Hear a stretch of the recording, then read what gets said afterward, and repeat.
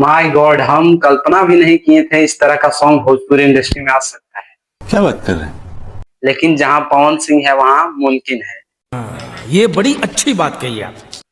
पवन सिंह का सॉन्ग आया है पापे पड़ी, बहुत ही जबरदस्त है। और इस सॉन्ग की बात करें तो इस सॉन्ग में लिरिक्स अच्छा है, म्यूजिक अच्छा है।